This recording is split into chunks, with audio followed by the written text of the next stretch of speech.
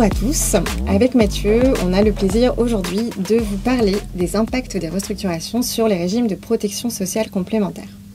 Alors pourquoi nous avons choisi ce sujet ?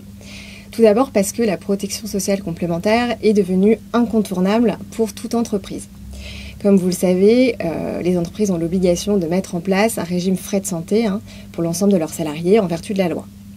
Également, tous les employeurs qui embauchent des cadres doivent mettre en place un régime de prévoyance lourde qui couvre les risques incapacité, invalidité, décès et peuvent également devoir le mettre en place pour l'ensemble du personnel en vertu de dispositions conventionnelles de branche. Également, il y a un développement probable des dispositifs de retraite supplémentaire qui va s'accélérer compte tenu de l'insuffisance du niveau des pensions de retraite de base et complémentaires.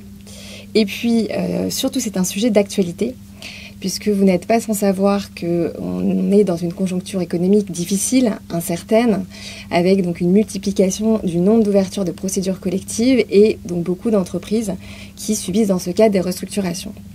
Parallèlement, on a des entreprises qui vont anticiper justement les difficultés et qui vont se restructurer pour s'adapter au contexte économique, par exemple en diminuant leurs coûts de fonctionnement. En matière de restructuration, on va avoir un certain nombre d'aspects à étudier. Alors, on pense spontanément au droit des sociétés, au droit fiscal, au droit du travail, c'est-à-dire plus précisément les rémunérations, les avantages sociaux. Et puis, dans la gestion de ce socle social, il ne faut pas négliger le volet de protection sociale complémentaire, qui est souvent un élément, en tout cas qui peut l'être, vraiment important de la politique de rémunération. Alors Mathieu, en cas de restructuration, quels sont les bons réflexes à adopter concernant ces dispositifs de protection sociale complémentaire ? Alors Amélie, il y a en effet de bons réflexes à adopter en matière de protection sociale complémentaire dans le cadre d'une restructuration, et ce au regard d'un des principaux enjeux, le bénéfice d'un régime social de faveur. Alors c'est-à-dire, le financement patronal des régimes de protection sociale complémentaire peut, dans certaines conditions et certaines limites, bénéficier d'exonération sociale. Et donc, dans le cadre d'une restructuration, au-delà des questions de politique sociale, se pose celle de la maîtrise du coût des régimes concernés par l'opération de restructuration. Et en pratique, du coup, de savoir si ces régimes vont pouvoir bénéficier des exonérations sociales sur le financement employeur. Et donc, comment est-ce qu'on s'assure de cela ? Ça doit passer tout d'abord par une phase d'audit, une phase d'identification, du coup, des régimes concernés par l'opération de restructuration. De quel type de dispositif parle-t-on ? Quelles sont leurs caractéristiques ? Parle-t-on d'un dispositif de remboursement de frais de santé, de prévoyance, de retraite supplémentaire ? Quels sont les salariés concernés par l'opération ? L'ensemble du personnel, les salariés cadres, non cadres ? L'âge des salariés concernés, d'autant plus important quand on parle d'un dispositif de retraite supplémentaire. Existe-t-il des dispenses d'adhésion, le cas échéant, lesquelles ? Quelles sont les modalités de financement du régime ?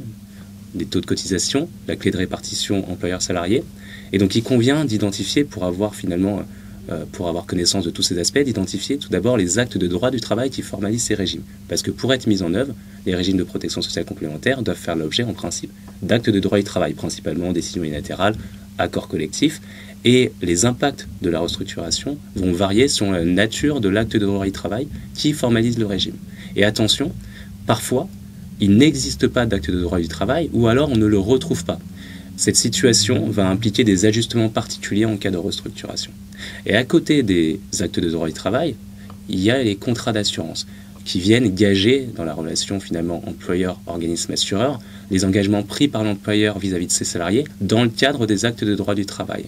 Et donc parallèlement à cette phase d'audit, il y a une phase juridique d'expertise et de qualification finalement de l'opération de restructuration, parce que là encore les impacts peuvent être différents selon la nature de l'opération.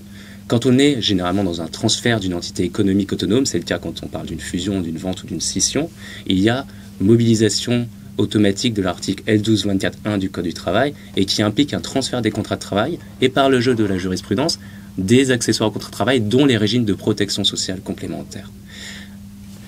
De temps en temps, on est dans des opérations qui ne sont pas finalement des opérations emportant un transfert d'une entité économique autonome et du coup qui ne va pas impliquer la mise en œuvre automatique de l'article L1224.1. c'est une situation particulière qui va devoir être gérée au cas par cas si on souhaite finalement, en dehors de la mise en œuvre automatique de ce texte, organiser volontairement le transfert des contrats de travail et des régimes de protection sociale complémentaire. Donc attention, situation particulière dans ce cadre-là, pour pouvoir sécuriser l'exonération sociale. Et donc, une fois qu'on a dit ça, Amélie, peux-tu nous en dire plus sur la manière de gérer les effets d'une restructuration en cas de transfert automatique des contrats de travail ?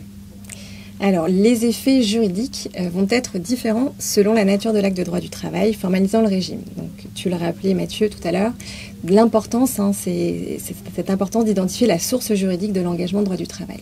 Soit on est sur une décision unilatérale, on a un transfert automatique de la décision unilatérale au nouvel employeur et un maintien du régime, du coup, sans limitation de durée. Donc, le nouvel employeur va devoir hériter, faire avec et gérer cet engagement du droit du travail.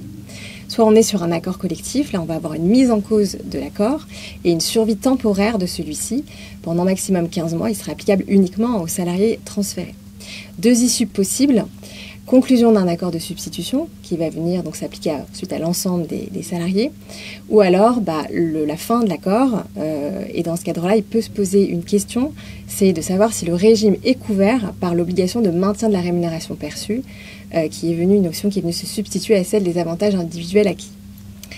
Pendant une certaine période, il va donc y avoir une possible coexistence de plusieurs régimes. Et donc les salariés vont avoir le droit, les salariés transférés, de piocher dans l'un ou l'autre des régimes selon ce qui est le plus favorable pour eux. Et donc de faire du shopping social. En cas de refus de l'employeur, parce que c'est quelque chose qui n'est pas forcément évident à gérer, il y a un risque de droit du travail potentiel avec donc des contestations qui pourraient émaner de certains salariés, voire des contentieux prud'homaux. Ce qu'il faut garder à l'esprit, finalement, c'est que dans cette hypothèse, l'application des règles de droit du travail vont empêcher de remplir les conditions d'exonération. Et l'employeur, en voulant se conformer à ses obligations de droit du travail, va se mettre en risque au plan URSSAF. Donc il y a un arbitrage à opérer, un arbitrage de risque, étant précisé que le redressement URSSAF, lui, peut porter sur l'ensemble du financement patronal du régime. Et donc, il peut y avoir un enjeu financier non négligeable en cas de redressement.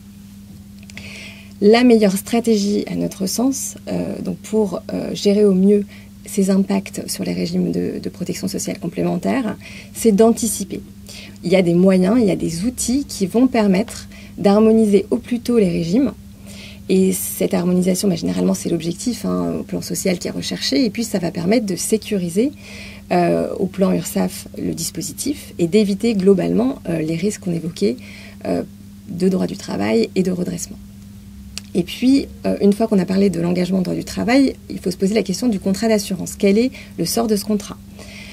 Ce sort va être différent selon la nature de l'opération. Globalement, il faut retenir que le transfert du contrat aura lieu si l'opération de droit des sociétés conduit à une transmission universelle du patrimoine.